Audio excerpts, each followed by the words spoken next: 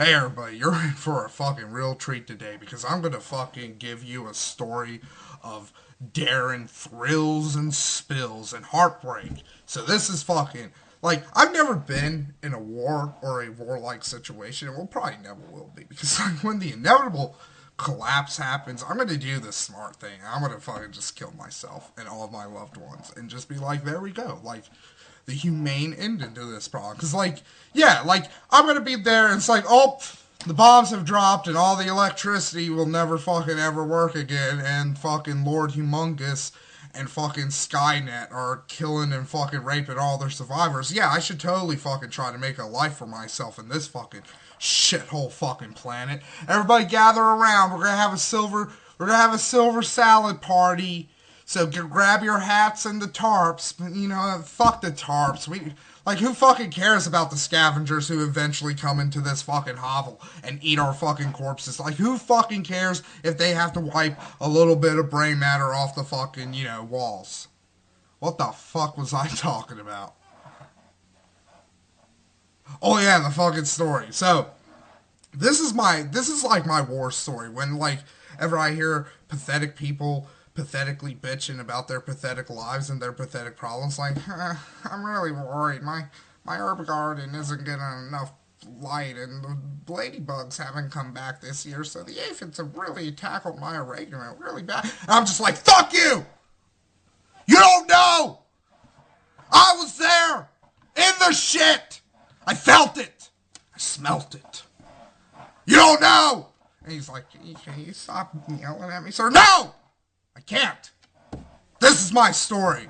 Like Titus from Final Fantasy X. But unlike him, this is really my story. And not the story of some fucking dopey fucking anime chick who I might or might not want to fuck. I don't know. Here's a little... Titus was a little light in the shoes. I wouldn't be surprised if he wanted to fuck fucking Waka. What the? Oh yeah, fucking story again. Like, I almost fucking forgot there, because I was like, man, Final Fantasy X was bad. Good combat system, though. Like, So, like, it's kind of like, oh, there's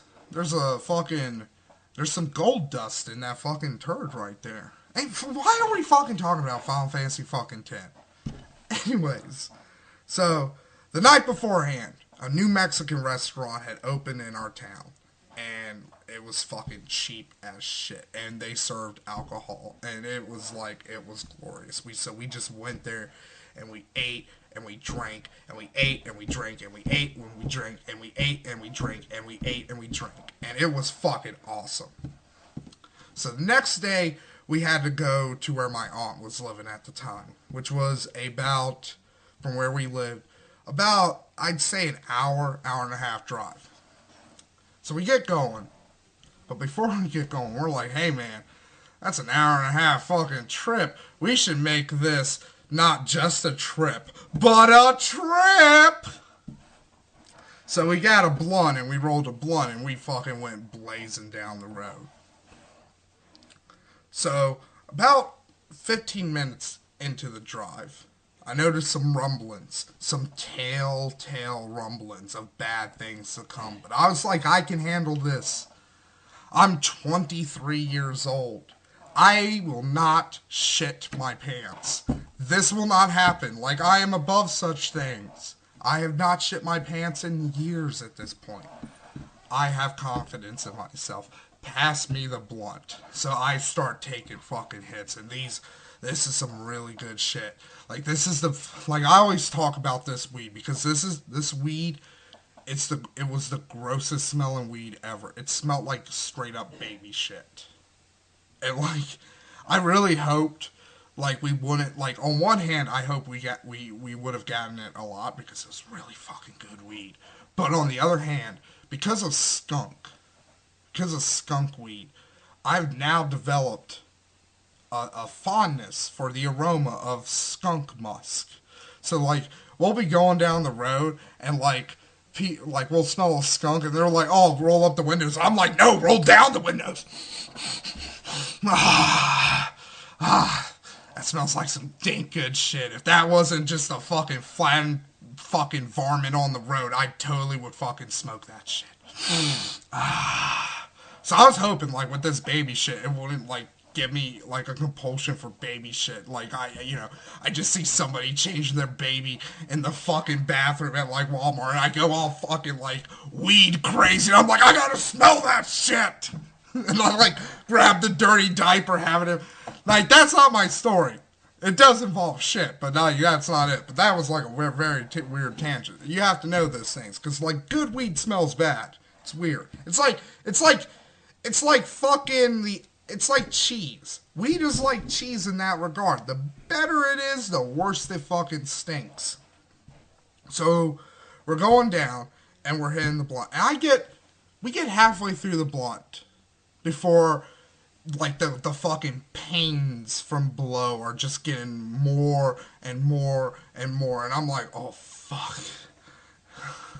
It's like, but I'm like, I can hold it. So it's at the end of the blunt. I take my last hit, and then I start fucking coughing and coughing and coughing. And it's made worse because by this time, the inside of the fucking car looked like the fucking set of a Cheech and Chong movie. It was like, you know, we probably could have died of carbon monoxide poisoning at that point. There was so much fucking smoke in this fucking car. And I'm coughing, and release. And I'm just like, there's nothing. And like, if there's any words you fucking take from this video, like this is the lesson here that I learned. There is nothing that will kill a fucking marijuana weed buzz faster than shit in your fucking pants. Nothing.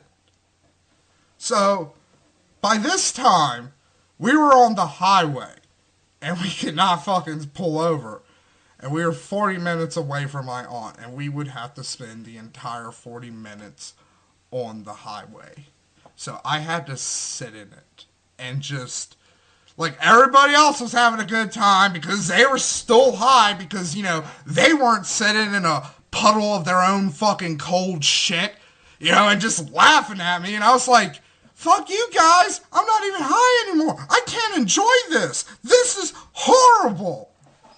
And that's the fucking other thing, too. Like, maybe it's because the last time I shit my pants, I wasn't, like, cognitive enough to remember this.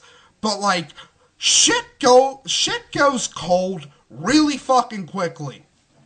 So, like, it was seriously like I had just sat in, like, you know that, like, fake cheese you get for nachos?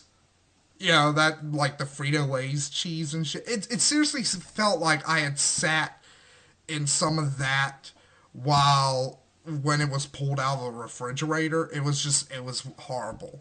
And, you know, then I get to my aunt's house, and, you know, the story kind of ends anticlimactically, because, like, you know, luckily I wasn't wearing shorts. Like, if I was wearing shorts, this would be like a fucking, you know, nuclear Armageddon level of fucking events. Like, you know, that's how that would have happened. But thankfully I was wearing longer pants, so... And I was wearing underwear, so, you know, that's good. Like, that wasn't a day where I was like, fuck it, free bowling it today. You know, thankfully I had, like, extra layers of protection there to keep it, like, contained once it was fucking out, and it... But yeah, man, that's, like, my story, and I recount this every fucking time like it is a war story, like it's a Vietnam story, and I'm like, and then I had to fucking kill the Vietnam lady because she had a knife, and I thought she was gonna fucking kill me, but really she was gonna cut up some fucking cucumbers or something. And then I had to kill her kid because you know how it is. Ha So yeah, that's it. That's the story of the last time I shit my pants at 23 years old.